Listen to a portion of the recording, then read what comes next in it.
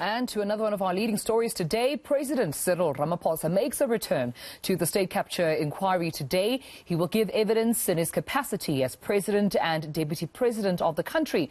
Ramaphosa's last appearance was back in May, where he testified on behalf of the governing party. eNCA's Govan Whittles joins us now from Braamfontein for the very latest. Govan, the last time we spoke, we gave a bit of context in terms of the president's last appearance, what he touched on in his capacity as president of the ANC. That testimony continues today. What can we expect?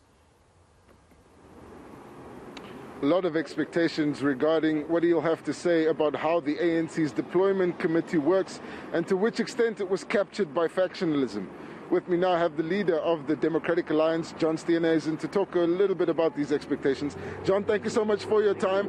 So last time there was a big focus on the deployment committee. What else are you expecting to hear about that? Well, I think there needs to be far more probing of the deployment committee, how it worked, but also in how it fed into cabinet. I think that last time the president was allowed to get away with being vague about specific appointments. I think he needs to clarify exactly who was appointed through that cadre deployment committee and then what had happened in cabinet. I also think he's going to have to be a lot of accounting for his role as a deputy president to Jacob Zuma. He's spoken about the 9 wasted years. He was part of that round the table, the cabinet table. He was number 2. He was a leader of government business. He defended Jacob Zuma in parliament. I think that he needs to make a full disclosure about what actually went on around that cabinet table, around specifically deployments, but also some of the terrible decisions that were made to hire and fire ministers, to deploy people to various state-owned entities. He would have been part and parcel of those decisions, and I think he owes the country an explanation. He hasn't just flown in from the outside and landed in South Africa. He was part of those 9 wasted years, and I really disagree with this notion that Jacob Zuma acted alone in those 9 years. There was a broad network within the ANC of people who were operating there. And the president was at the heart of that. And I think he should tell us exactly how it happened and what he knew, when he knew it. But most importantly, what did he do about it when he was sitting around that cabinet table?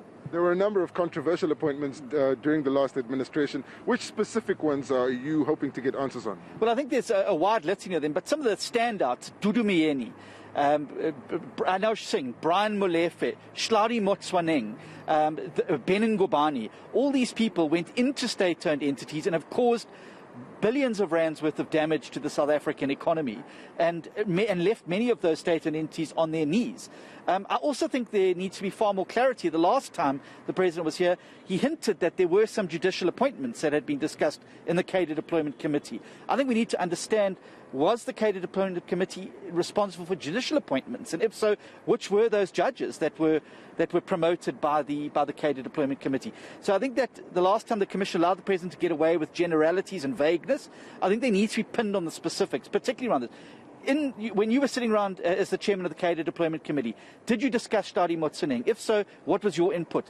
How did it go to cabinet? What was your input at cabinet? And how did he get appointed? I think those are the type of accountability we need to see so we can pull out this whole state capture thing root and branch and ensure it never happens again in South Africa.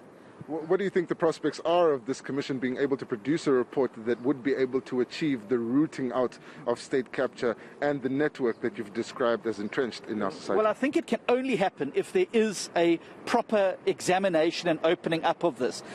For instance, I don't understand why the Commission hasn't subpoenaed the minutes of the cadre deployment committee. We are involved in a PIA application to PIA those minutes. The Commission has the power of subpoena. It could subpoena those minutes, and that would show you who was around the table when those decisions were being made and have a record of those decisions. Jesse Duarte was the secretary of the cadre deployment committee. These are simple things that the Commission could be doing. It's not going to be able to produce a comprehensive report unless it really drills down deep into the heart of state capture and is then able to uproot it and expose it. All right, thank you so much. That's John Steenhuisen. He's the leader of the Democratic Alliance.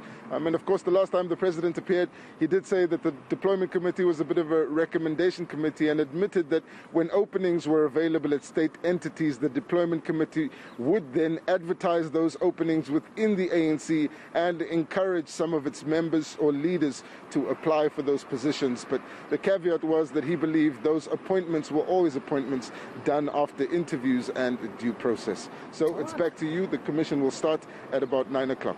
Thank you so much, Govan Whittles. Looking forward to that, and we'll be sure to cross over to you as soon as more developments arise. Govan Whittles out in Braamfontein.